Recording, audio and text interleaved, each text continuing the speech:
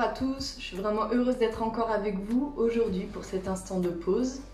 C'est une pause dans la course de la vie qui semble peut-être aller trop vite pour certains et pour d'autres c'est peut-être une pause dans un temps de maladie, de souffrance ou de solitude. Pour certains encore c'est une pause non masquée après une semaine masquée et chaude et toutes ces difficultés. Je voudrais vous inviter à ce qu'on prenne cette pause ensemble, ce temps de pause pour louer notre Dieu. Pour nous rappeler combien sa grâce est imméritée, pour nous rappeler combien de raisons on a pour louer notre Dieu qui est bon, qui nous aime et qui aime son Église et les relations qu'on y vit. Je voudrais vous inviter avec le premier chant qui s'appelle « 1000 raisons » à réfléchir à toutes les raisons qu'on a pour louer Dieu et à dire, à l'instar du psalmiste, « Bénis Dieu, ô mon âme ».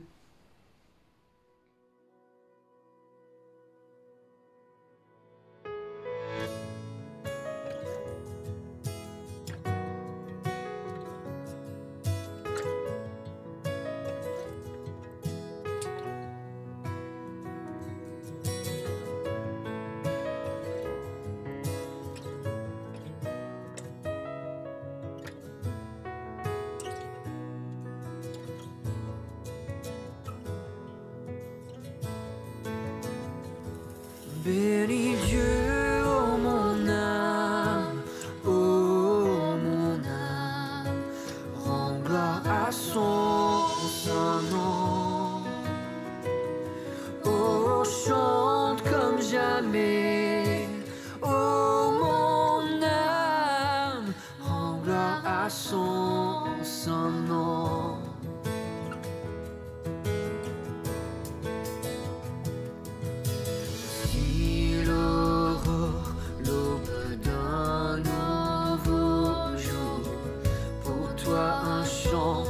S'élever devant ce qui m'attend et ce qui pourrait arriver, qu'à la fin du jour je te chante encore. Bénis Dieu, ô mon âme, rends gloire à son saint nom. Jamais, oh mon âme, je rends gloire à son saint nom.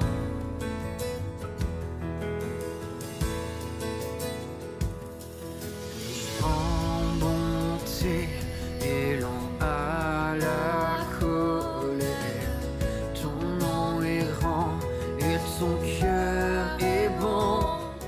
Je ne cesserai de chanter tes bontés. J'ai des milliers de raisons pour louer. Bénis Dieu, ô mon âme, rends gloire à son saint nom. Oh, chante comme jamais, ô mon âme, rends gloire à son saint nom.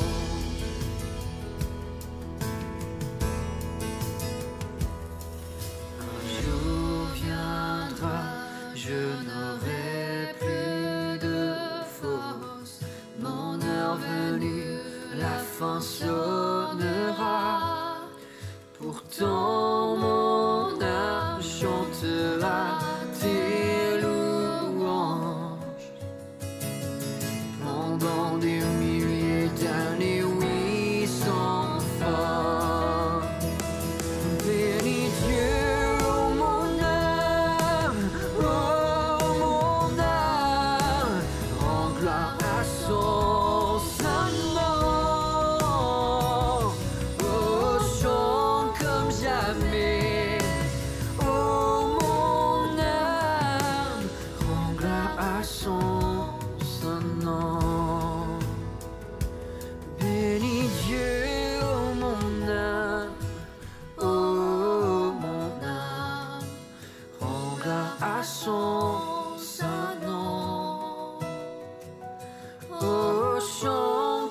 jamais. Oh mon âme, rends gloire à son nom. Je rends gloire à son nom. Je rends gloire à son nom.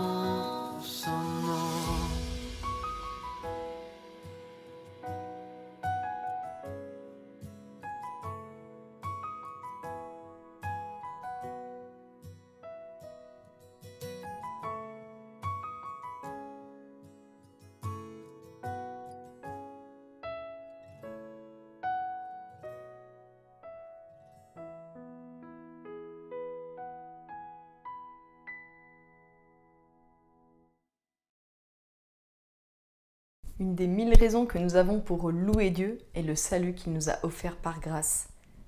Le fait que nos fautes sont pardonnées grâce à la mort que Jésus a subie sur la croix infâme après des procès iniques. Mais cette mort qu'il a choisi de vivre pour nous, parce qu'il était venu pour cela. La grâce qui non seulement fait basculer notre éternité de sans Dieu à dans la présence de Dieu, cette grâce nous fait passer dès maintenant des ténèbres à la lumière. Elle n'insuffle pas un changement dans nos vies seulement après notre mort, même si cette bascule de notre éternité est complètement époustouflante. Cette grâce doit produire un changement radical en nous dès maintenant. Nous ne pouvons pas recevoir la grâce de Dieu et poursuivre notre marche comme si presque rien n'avait changé. Ça serait recevoir une grâce de Dieu à bon marché, comme l'appelait Dietrich Bonhoeffer. Non, la grâce est source de changement dans nos vies. Savoir qu'on est gracié nous aide à faire grâce. Savoir qu'on va rencontrer un jour le Dieu Tout-Puissant face à face sans être foudroyé nous pousse à vivre une vie plus juste, plus empreinte de sa sagesse, avec son amour fou, une vie plus pieuse, attachée à Dieu et à ce qu'il aime. Tout ça nous vient d'un passage que Paul a écrit à Tite dans son épître. Et je vous le lirai, et après ça on chantera Sola Gratia, qui veut dire que nous sommes sauvés seulement par la grâce. C'est une expression en latin qui nous vient de la Réforme. Et puis on dira aussi Jésus, merci. Tite 2, versets 11 à 14.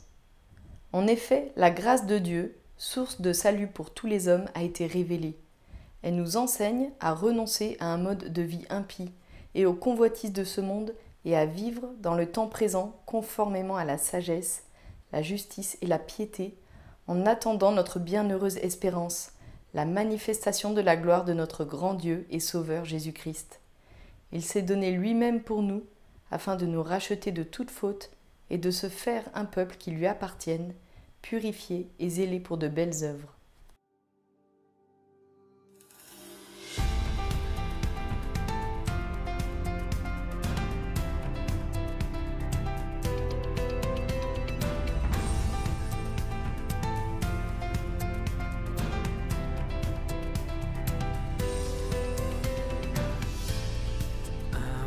Parfait, tu t'es donné à la croix pour tout effacer de mes péchés. Tu t'es chargé sur le bois. C'est par ta grâce seule que je suis pardonné. C'est par ta grâce seule que tu m'as racheté.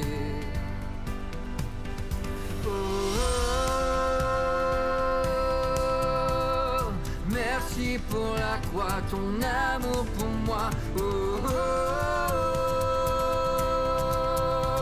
Ta grâce ne faillit pas.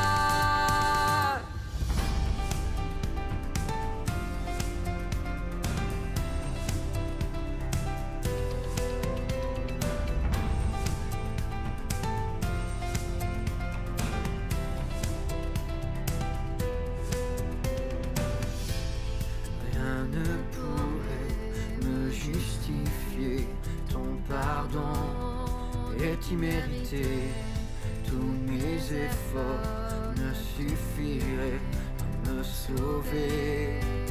C'est par ta grâce seule que je suis pardonné. C'est par ta grâce seule que tu m'as racheté. Oh, oh, merci pour la croix, ton amour pour moi. Oh, oh,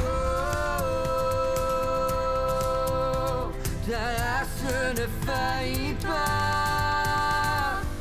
Ta race justifie, ta race m'affranchit, ta race purifie, ta race m'offre la vie, ta race m'a sauvé, ta race a pardonné, ta race m'a comblé, ta race m'a libéré. Ta race justifie, ta race m'affranchit, ta race purifie, ta race m'offre la vie, ta race m'a sauvé, ta race a pardonné, ta race m'a comblé, ta race m'a libéré. C'est par ta grâce seule que je suis pardonné. C'est par ta grâce seule que tu m'as racheté. C'est par ta grâce seule que je suis pardonné. C'est par ta grâce seule que tu m'as racheté. Oh, oh, oh, merci pour la croix, ton amour pour moi. Oh, oh, oh, ta race ne faillit pas.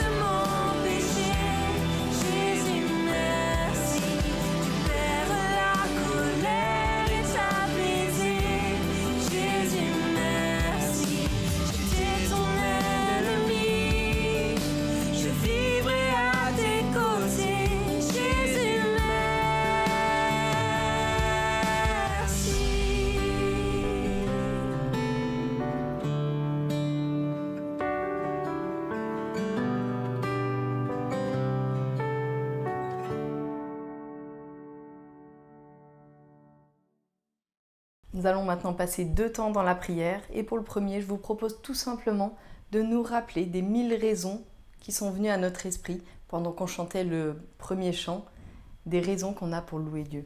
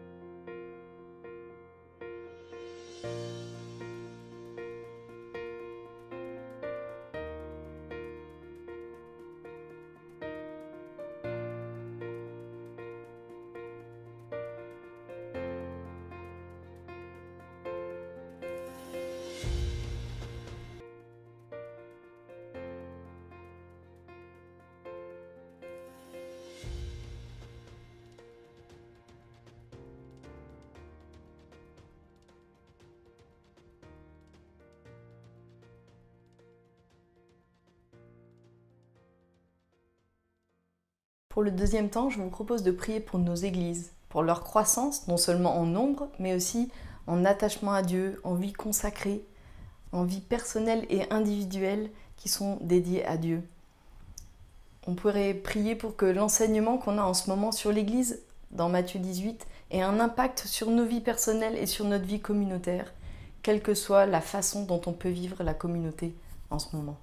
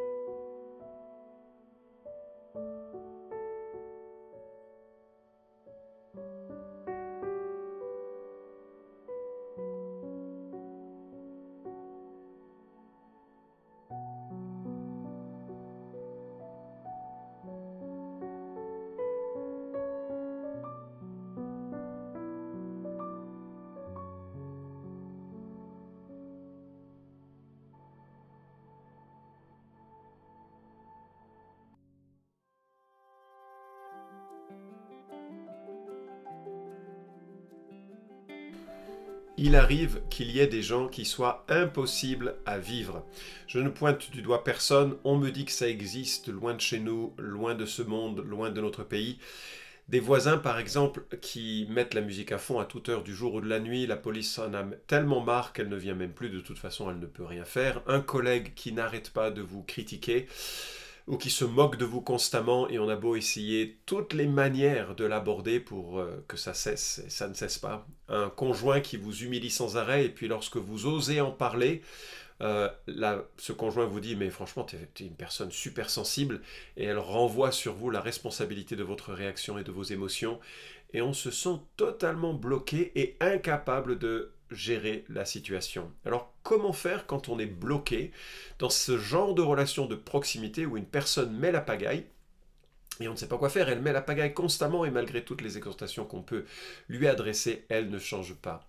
Alors ça arrive dans les églises, là encore c'est plutôt rare, mais il y a des hommes et des femmes qui mettent en danger la communauté que Christ bâtit, la communauté dont on parle tout au long de cette série. Qu'est-ce que l'on peut faire lorsqu'une personne devient un danger pour la communauté, soit par son exemple ostentatoire de péché, soit par un enseignement erroné qu'il cherche à promulguer au sein de l'Assemblée, soit par des paroles d'opposition à l'Église ou à son leadership, soit par une calomnie constante?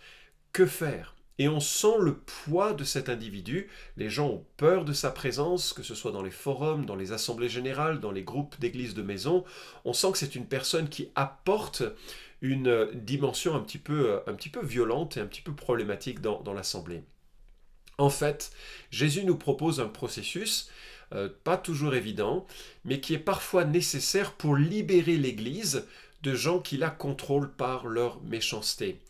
C'est un processus que Jésus instaure, un processus disciplinaire qui résulte dans l'excommunication de l'Église. C'est un processus solennel, nécessaire parfois, même s'il est toujours douloureux et souvent incompris. Marc Dever, dans un livre qui s'intitule « L'Église intentionnelle », compare le processus de l'Église à une forme de chirurgie nécessaire lorsque un membre du corps gangrène et risque de gangréner l'ensemble du corps et de le tuer, ou bien lorsqu'un organe est malade et qu'il doit être ôté du corps. Le langage et l'image est évidemment très forte et très violente, et ça ne doit être réservé que dans des situations qui sont particulièrement dangereuses, mais c'est ce que nous abordons en Matthieu chapitre 18 à partir du verset 15 à 20. Si ton frère a péché, va et reprends-le seul à seul. S'il t'écoute, tu as gagné ton frère. Mais s'il ne t'écoute pas, prends avec toi une ou deux personnes, afin que toute l'affaire se règle sur la parole de 2 ou 3 témoins. S'il refuse de les écouter, dis-le à l'Église, et s'il refuse aussi d'écouter l'Église, qu'il soit pour toi comme un païen et un péager. En vérité, je vous le dis, tout ce que vous lierez sur la terre sera lié dans le ciel, et tout ce que vous délierez sur la terre sera délié dans le ciel. En vérité, je vous dis encore que si 2 d'entre vous s'accordent sur la terre pour demander quoi que ce soit, cela leur sera donné par mon Père qui est dans les cieux. Car là où 2 ou 3 sont assemblés en mon nom, je suis au milieu d'eux. C'était la parole de Dieu, et je crois que ce texte nous oriente sur l'idée centrale suivante, qu'un membre doit être exclu de la communauté s'il la met en danger. Alors je sais, c'est pas très populaire comme idée, et nous allons le développer dans ce message, mais nous sommes là dans ce 4e discours de Jésus, que nous rapporte Matthieu dans son évangile, et ce 4e discours est entièrement dédié à la communauté qui est présentée comme une sorte de réseau solidaire. Et dans ce réseau solidaire, nous devons nous encourager, nous exhorter les uns les autres. Et si nous n'écoutons pas l'exhortation qui nous est adressée par les uns et les autres, eh bien nous pouvons et nous devons en fait être exclus de cette communauté. Quelque chose qui est pédagogique mais aussi solennel. Le premier point que je voudrais voir avec vous, c'est que cette évaluation est progressive. Versets 15 à 17 nous disent la chose suivante. « Si ton frère a péché, va et reprends-le seul à seul. S'il t'écoute, tu as gagné ton frère. Mais s'il ne t'écoute pas, prends avec toi 1 ou 2 personnes afin que toute l'affaire se règle sur la parole de 2 ou 3 témoins. S'il refuse de les écouter, dis-le à l'Église. » Regardons ici le péché en question, il s'agit d'un frère, un membre de la communauté. Nous ne sommes pas évidemment là comme les juges de la société. La société, Dieu les jugera. Enfin, les non-croyants, c'est normal qu'ils pêchent, c'est normal qu'ils se comportent parfois de façon un petit peu...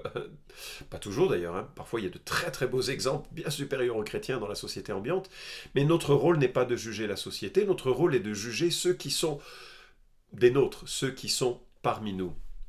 Parce que c'est une communauté solidaire, comme ça a été évoqué dans le passé. Donc si tu vois ton frère qui a péché, tu dois le reprendre. Alors, évidemment, est-ce que nous devons reprendre tous les péchés? Moi, je regarde et je constate dans ma vie que je pêche tous les jours.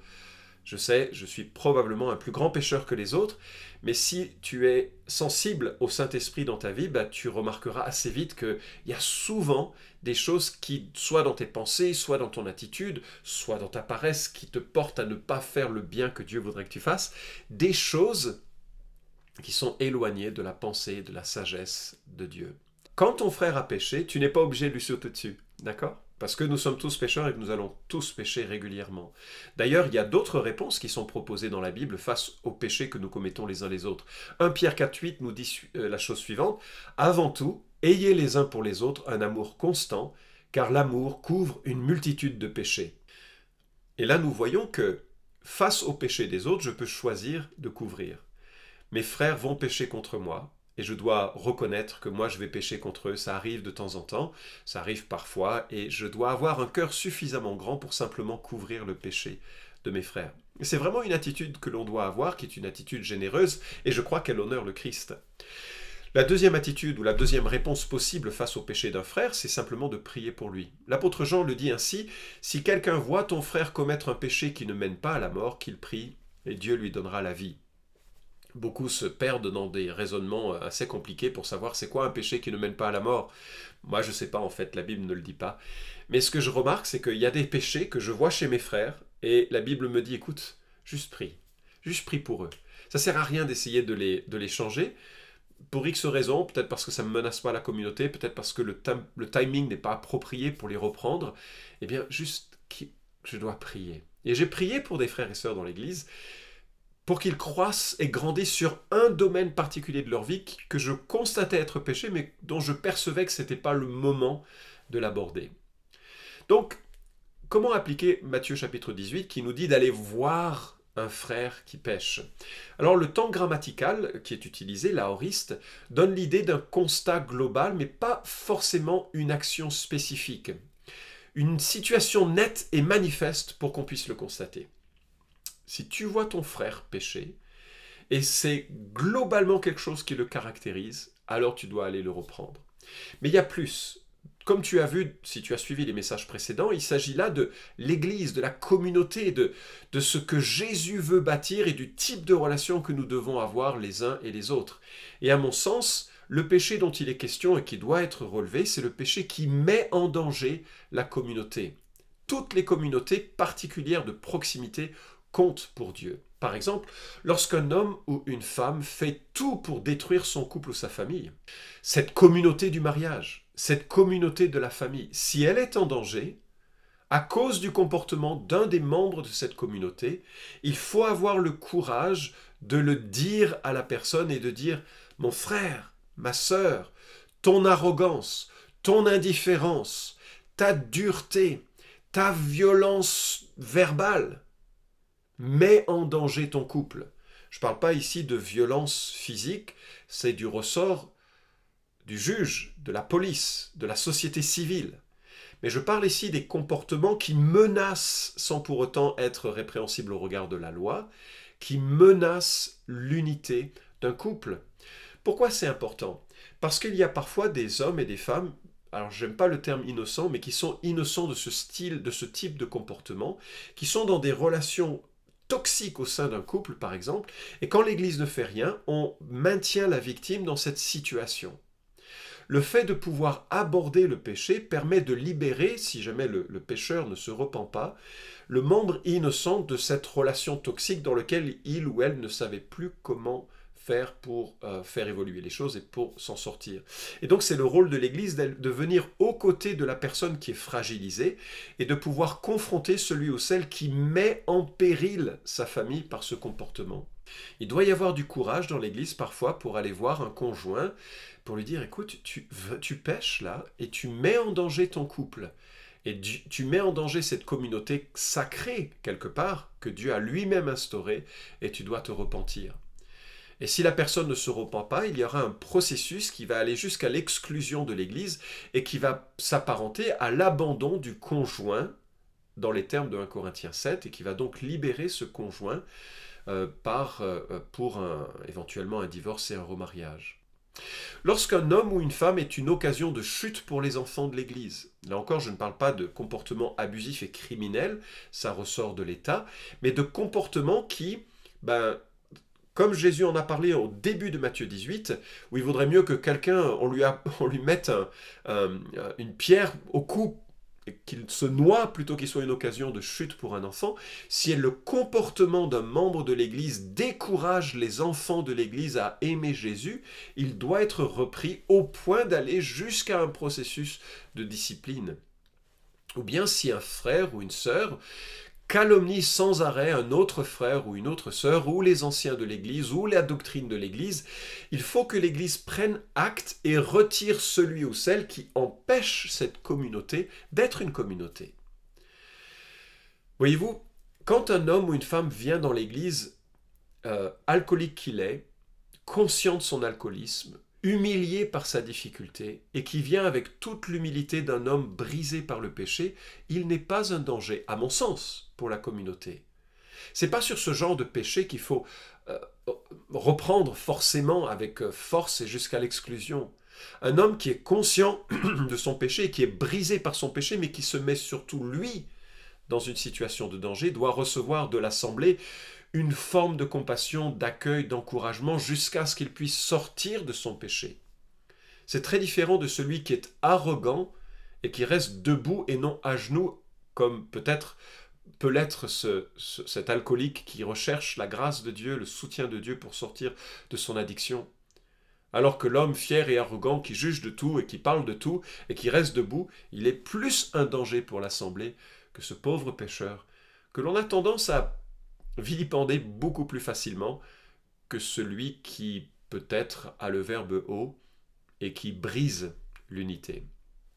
Donc, si tu vois là ce type de péché, il est important que tu y ailles, et c'est l'étape qui nous est proposée après cette première évaluation en quelque sorte du péché en question, c'est l'étape discrète.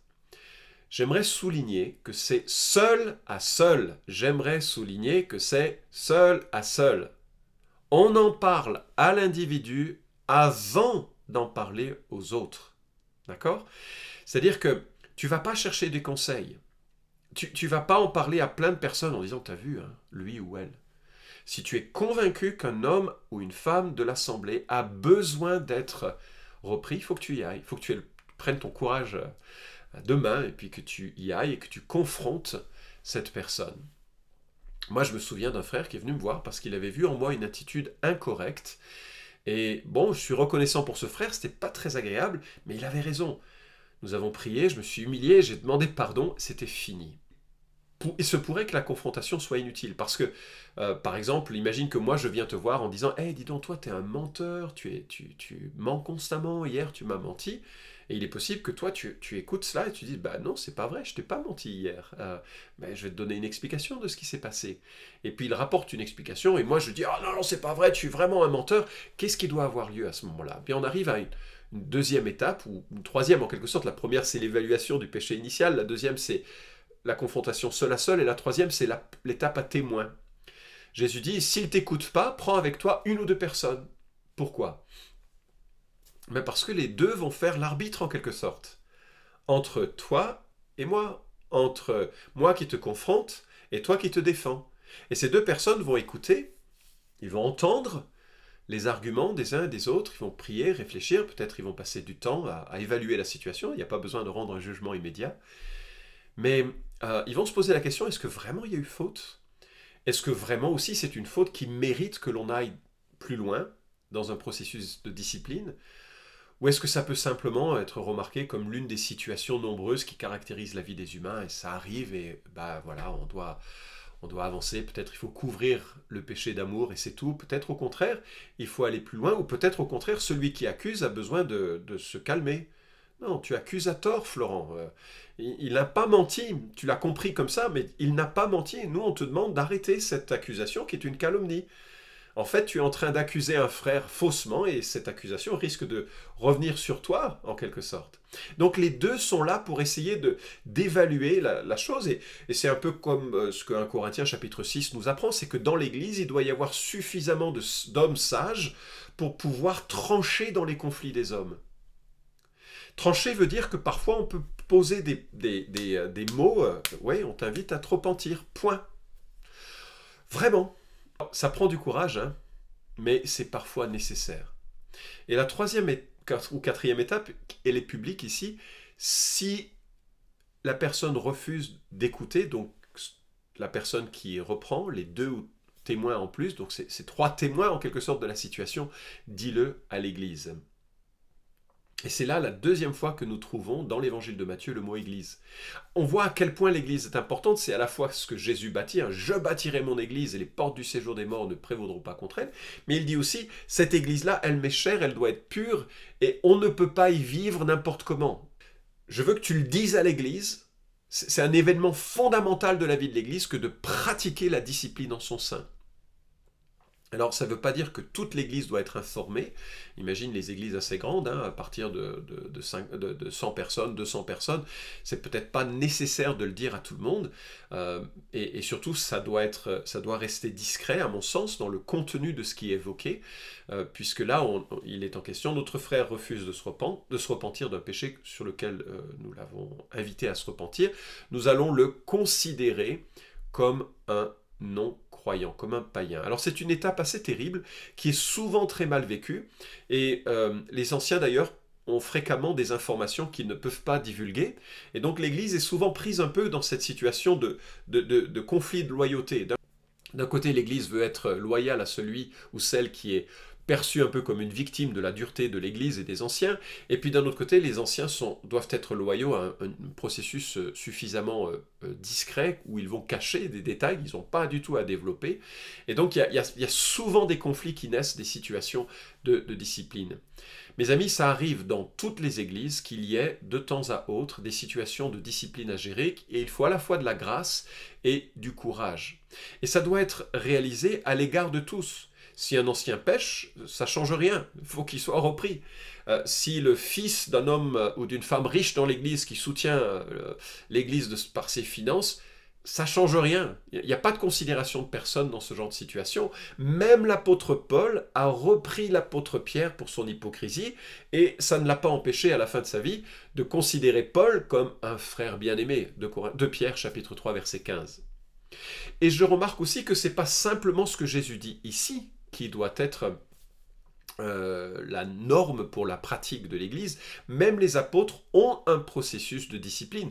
Tite chapitre 3 verset 10 nous dit « Éloigne de toi, après un premier et un second avertissement, celui qui cause des divisions. » Et 2 Thessaloniciens 3, 14 à 15 nous dit « Si quelqu'un n'obéit pas à ce que nous disons dans cette lettre, prenez note de lui et n'ayez avec lui aucune relation afin qu'il en ait honte. Ne le considérez pas comme un ennemi, mais avertissez-le comme un frère. » Il y a vraiment un processus qui est proposé ici, un processus graduel. Il ne s'agit pas de sortir l'artillerie lourde immédiatement. Il y a un processus graduel, mais qui peut aller jusqu'à « Écoute, l'Église doit être informée qu'il y a un problème. » Même si tous les détails à cette étape-là n'ont pas forcément à être évoqués. Mais il y a un problème. Et après, il y a un jugement, et c'est le deuxième point de ce message que je veux souligner. Et souligner aussi quelque chose d'important, c'est que cette décision est externe. Qu'est-ce que je veux dire par là? S'il refuse aussi d'écouter l'Église, qu'il soit pour toi comme un païen et un péager. Lorsqu'il est dit qu'il soit pour toi, comme un païen et un péager, il ne s'agit pas de déclarer qu'il est païen ou péager. Ça, Dieu seul le sait.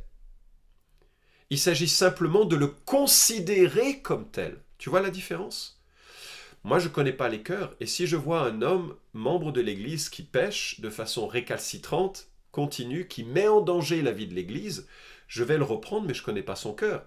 Il se pourrait qu'il soit comme un homme qui a prétendu être chrétien toute sa vie, mais qui en fait ne l'est pas, et ça révèle ce qui est dans son cœur, et son péché le dévoile en tant que tel, et par ce processus de discipline, l'Église va dire « Mais écoute, tu es un non-croyant. » Vraiment, à nos yeux, tu es un non-croyant, et peut-être il prendra conscience de ça. C'est un peu comme s'il était dévoilé en tant que non-croyant. Comme la parabole de Matthieu 13 nous rapporte, il y a des gens qui disent oui à Jésus facilement. « Ah, Jésus, c'est génial !» Jusqu'à la tentation, jusqu'à l'épreuve, et là ils disent « Ouais, mais c'est trop coûteux », et on voit à ce moment-là qu'ils abandonnent l'affaire. Peut-être c'est le cas. Ou peut-être c'est le cas d'un disciple authentique, un véritable chrétien, qui s'est endurci temporairement vis-à-vis du péché et qui doit être considéré pour un temps comme un non-chrétien. Et ça va durer jusqu'à probablement, enfin ça peut durer longtemps et presque jusqu'à sa mort. On a en tout cas cet exemple en 1 Corinthiens chapitre 5, c'est un exemple assez sidérant. L'apôtre Paul est vraiment en colère, il explique ce qui se passe, il reprend l'église de Corinthe et il dit « On entend parler constamment d'inconduite, immoralité sexuelle, parmi vous. Et d'une inconduite telle qu'elle ne se rencontre pas même chez les païens. C'est au point que l'un de vous a la femme de son père. Et vous êtes enflé d'orgueil, et vous n'avez pas plutôt pris le deuil afin que celui qui a commis cet acte soit ôté du milieu de vous. Pour moi, absent de corps, mais présent d'esprit, j'ai déjà jugé comme si j'étais présent l'auteur d'une telle action. Car au nom du Seigneur Jésus, vous et mon esprit, nous nous sommes assemblés avec la puissance de notre Seigneur Jésus, qu'un tel homme soit livré à Satan pour la destruction de la chair, afin que l'esprit soit sauvé au jour du Seigneur Jésus. » Les propos sont extrêmement durs. Et Paul dit la chose suivante, que cet homme soit livré à Satan, je pense, c'est-à-dire placé en dehors de la protection des anciens, en dehors de la communauté protectrice de l'Église. Et ce qui risque de lui arriver, c'est qu'il meurt, jugé par Dieu, un peu comme Ananias et Saphira. Il sera sauvé, mais son corps va passer par la mort prématurée, comme un jugement de Dieu. Et il arrive que parfois, Dieu juge un pécheur de l'Église récalcitrant par la mort. C'est exceptionnel, mais ça arrive. Et on remarque qu'à ce moment-là, cette personne demeure sauvée. Je suis absolument et intimement convaincu que celui qui est réellement sauvé, rien ni personne ne pourra l'arracher de la main de Christ, comme l'enseigne Jésus lui-même.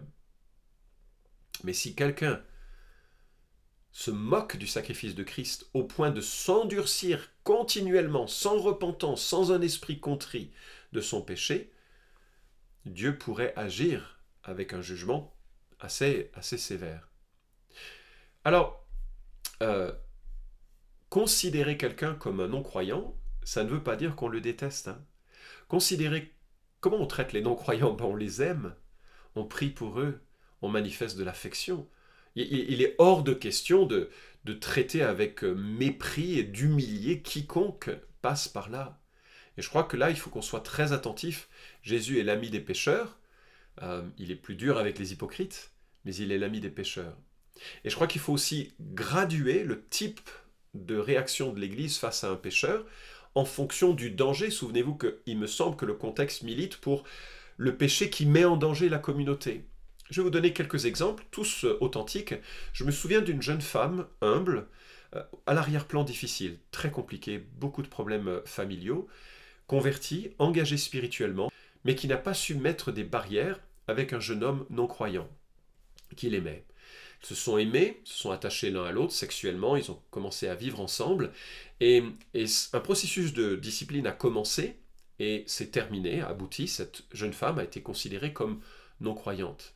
Mais ce qui était remarquable, c'était que cette femme était absolument consciente de son péché, qu'elle était absolument consciente aussi de son incapacité à vivre selon ce que Dieu demandait, et qu'elle a manifesté beaucoup de confiance aussi dans le processus des anciens qui ont cheminé avec beaucoup de tendresse et de douceur. Au terme de ce processus, alors que des gens pleuraient pour elle parce qu'elle était aimée dans l'assemblée, cette femme a dit « Ok, j'entends et j'accueille cette décision » et elle est restée au culte tous les dimanches avec un esprit humble et paisible. Elle voulait entendre la parole de Dieu, elle voulait aussi garder ce lien d'amitié. Elle n'a jamais eu cette arrogance de dire « Ouais, comment vous me jugez ?» Elle a cherché à la présence de la communauté et la communauté l'a acceptée parce qu'elle n'était ni une menace ni un contre-témoignage. Il était clair pour tous, c'était une femme non chrétienne, mais qui fréquentait l'Église parce que, pour X raisons. Autre situation, très différente, un ancien d'une Église qui renie la divinité de Christ, il est d'abord démis de ses fonctions d'ancien, et puis ensuite, comme il commence à parler tout autour de lui de ses nouvelles convictions, l'Église prend la décision de discipline qui est évoquée en Matthieu chapitre 18, ça a pris plusieurs semaines, plusieurs mois peut-être, je ne me souviens plus, mais au terme de ce processus, on lui demande de ne plus revenir à l'Église. Pourquoi? Parce qu'il est constamment en train de parler, et qu'il met en danger cette communauté. Alors, jusqu'à quand un processus de discipline a lieu? Jusqu'à la repentance. Et nous avons déjà vu dans l'Église des hommes ou des femmes qui ont été placés en dehors de l'Église, considérés comme des non-croyants, puis qu'à un moment donné, se sont repentis de leurs péchés, sont revenus dans l'assemblée. C'est un moment tellement joyeux, c'est un moment tellement beau de voir un pécheur se repentir, et ça doit être, il doit y avoir en nous un cœur bien sûr très, très ouvert. Il y a dans les 7 églises d'Asie mineure auxquelles Jésus s'adresse en Apocalypse 2 et 3, des problèmes, et Jésus, lui aussi, encore, demande qu'il y ait un processus qui soit là pour exclure tel ou tel faux prophète, cette fausse prophétesse, Jézabel, les Nicolaïtes, et tous ces personnages qui créent un danger pour la communauté. La troisième remarque que je ferai, c'est que ce processus est solennel, versets 18 à 20. « En vérité, je vous le dis, tout ce que vous lierez sur la terre sera lié dans le ciel, et tout ce que vous délierez sur la terre sera délié dans le ciel. En vérité, je vous dis encore que si 2 d'entre vous s'accordent sur la terre pour demander quoi que ce soit, cela leur sera donné par mon Père qui est dans les cieux, car là où 2 ou 3 sont assemblés en mon nom, je suis au milieu d'eux. » Le verset 18 est un petit peu compliqué à traduire, le temps des verbes est un peu mystérieux. Certains traduisent « tout ce que vous lirez sur la terre aura été lié dans le ciel ». Comme si l'Église était à l'écoute de ce que les seigneurs pouvaient dire, et puis quand le Seigneur conduit l'Église à prendre des décisions, ça a déjà été bouclé dans le ciel. D'autres au contraire traduisent « tout ce que vous lirez sur la terre sera à jamais lié dans le ciel ». C'est un peu la perspective de l'Église catholique qui conçoit que l'Église a une charge d'établir des traditions pour son fonctionnement. À mon sens, les verbes lier et délier sont là dans le contexte de cette discipline d'Église. Le plus simple, c'est de comprendre que ce que nous faisons en tant qu'Église a déjà quelque part un écho dans le ciel, que Dieu est impliqué dans les décisions juridiques de l'Église, et que même si c'est difficile, et même si parfois l'Église souffre beaucoup de réaliser de telles procédures, lorsque ce processus est légitime, lorsqu'il a été fait dans les pleurs, dans la prière, dans la tendresse, avec la parole de Dieu, dans la sagesse, Dieu en personne est présent dans ce processus. C'est ainsi que Henri Briand, commentateur de l'Écriture, dans son commentaire, écrit « Dans le contexte immédiat, les décisions prises par l'Église concernant le jugement des affaires présentées reflèteront celles déjà prises au ciel. Le sens du temps des verbes dans le grec milite pour cela. » Donc, Jésus ne regarde pas ce processus de discipline de loin en disant « c'est pas mal ce que vous faites, bon, parfois c'est imparfait, mais peut-être vous exagérez. » Non, non, il est vraiment pleinement impliqué dans ce processus de purification de l'Église. Alors ceux qui auraient la gâchette facile doivent vraiment mettre en veilleuse leur ardeur, parce que le message suivant va parler d'une abondance de grâce et que l'Église doit être caractérisé par un pardon fréquent et abondant. Mais néanmoins, parfois, le pardon n'est pas la bonne réponse à l'offense d'un frère ou d'une sœur dans l'Église. Ce n'est ni lui rendre service, ni rendre service à l'Église qui va prendre ça comme un précédent et prendre ça comme une justification du péché. Et parfois, il faut aller jusqu'au bout d'un processus de discipline, aussi douloureux qu'il soit, pour exclure ceux et celles qui cassent l'assemblée. Carson résume bien le sens de ces versets et il dit la chose suivante. Dans ce contexte, ces 2 versets ne doivent pas être considérés comme une promesse concernant une prière pour laquelle 2 ou 3 croyants sont d'accord. L'Écriture est riche en promesses quant à la prière. Mais si ce passage traite de la prière, il est limité par l'expression, par le contexte et par l'expression « quoi que ce soit », qui devrait être ici rendu par « à propos de n'importe quelle affaire judiciaire ».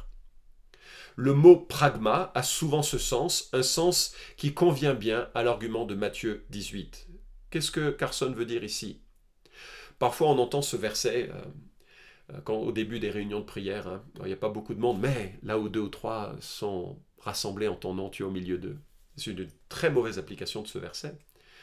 Jésus dit, lorsque 2 ou 3 sont assemblés en mon nom pour rendre un jugement à l'égard d'un frère ou d'une sœur qui persévérerait dans son péché, je suis au milieu d'eux et j'accompagne ce jugement de mon approbation et de ma présence.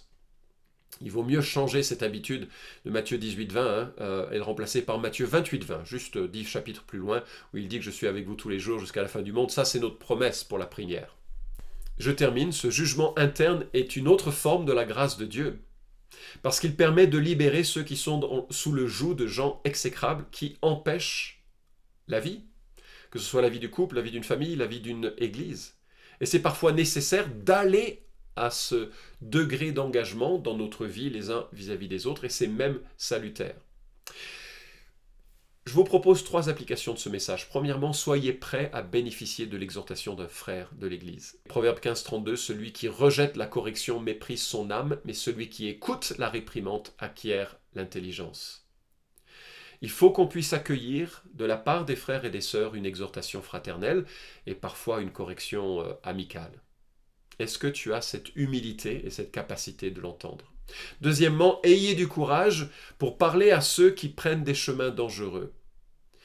Parfois c'est nécessaire simplement de prier, parfois c'est nécessaire d'oublier d'aimer, mais parfois c'est nécessaire de reprendre. Ça exige du courage, il en faut, et c'est une nécessité pour préserver l'Église de ce qui pourrait la briser, de préserver les communautés de ce qui pourrait la briser. Et en 3e application, soyez solidaires des jugements des anciens lorsqu'on en arrive à cette étape, sauf lorsqu'il y a un abus manifeste de pouvoir. L'abus de pouvoir l'abus spirituel n'est absolument pas à sa place, mais en général, je l'ai rarement vu. Mais la plupart du temps, c'est des gens qui sont brisés d'avoir à agir de cette manière, et c'est souvent un contexte de tension dans les églises lorsque l'on met en place des processus de discipline. Et ça exige de la part de l'Église une certaine maturité pour reconnaître que, ok, on n'a pas toutes les données, mais on peut faire confiance à un groupe de frères qui a réfléchi, qui a sous-pesé les questions et qui a pris une décision en faveur d'une discipline d'Église. Je termine avec ce texte qui doit caractériser toute attitude liée à ce processus. C'est Paul qui nous le donne en Galates chapitre 6 et il nous dit « Frères, si un homme vient à être surpris en quelque faute, vous qui êtes spirituels, redressez-le avec un esprit de douceur. Prends garde à toi-même, de peur que toi aussi tu ne sois tenté. Portez les fardeaux les uns des autres et vous accomplirez ainsi la loi du Christ. » J'espère que notre assemblée propose une culture ecclésiale qui permet à des hommes et des femmes d'être plus ou moins transparents et que nous puissions porter les fardeaux les uns les autres, y compris certains de nos dérapages, mais en sorte que nous puissions nous repentir rapidement, nous réorienter, nous fonder sur la croix qui a porté nos péchés. Mais que s'il y a un endurcissement durable, menaçant, il y ait aussi suffisamment de courage pour dire non et d'aller jusqu'au bout de cette démarche, jusqu'à exclure un membre quand c'est nécessaire, pour la gloire du Christ, pour la beauté de l'Église et pour le maintien d'un ordre qui permet à nos enfants de voir la beauté de l'Évangile et dans ses fruits concrets. Merci Florent pour cet enseignement qui nous fait réfléchir sur comment vivre l'Église, comment aimer l'Église que Jésus aime tellement. On réalise qu'on peut le faire qu'avec humilité, avec l'aide de Dieu, avec l'assurance que c'est lui qui tient nos vies dans ses mains, c'est lui qui nous gardera. Et je vous propose de le chanter pour nous le rappeler cette semaine avec « Il me gardera ».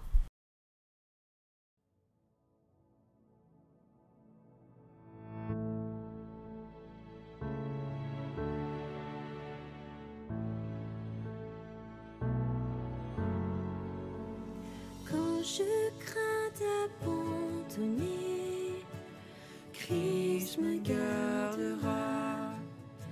Quand Satan vient me tenter, il me gardera. Sur ce chemin sans son aide, je ne tiendrai pas.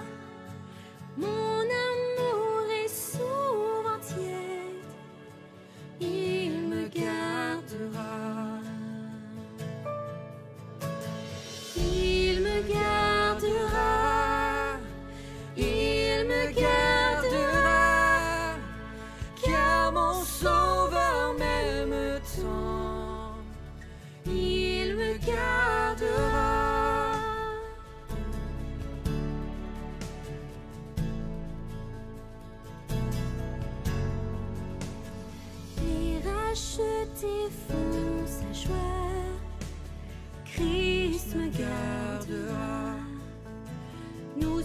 sommes précieux pour le roi.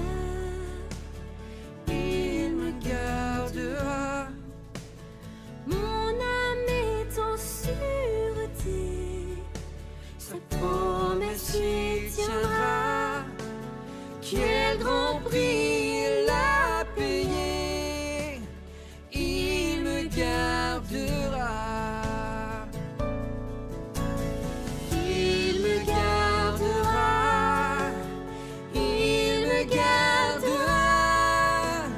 Car mon sauveur m'aime tant. Il me gardera.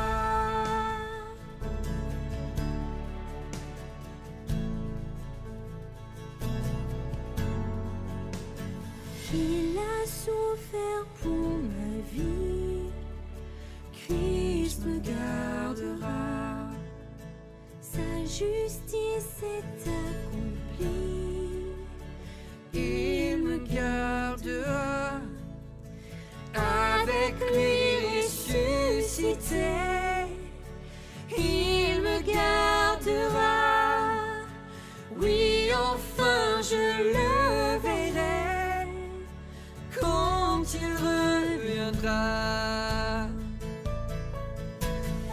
Il me gardera, il me gardera, car mon sauveur m'aime tant. Il me gardera, il me gardera, il me gardera, car mon sauveur m'aime tant. Il me gardera. Bonjour, ici Laurent Billot de Villeurbanne QC et je vous invite à prier le Seigneur avec moi. Seigneur, on veut te remercier pour ce culte qu'on a pu vivre ensemble. On veut te remercier parce qu'on a pu te chanter, te louer, apprendre à te connaître par ta parole. Et Seigneur, on veut te remettre cette semaine qui commence, en te priant que tu nous aides à discerner les œuvres que tu as préparées d'avance pour nous, pour qu'on puisse participer à ton plan de salut pour cette humanité qui a tant besoin de toi.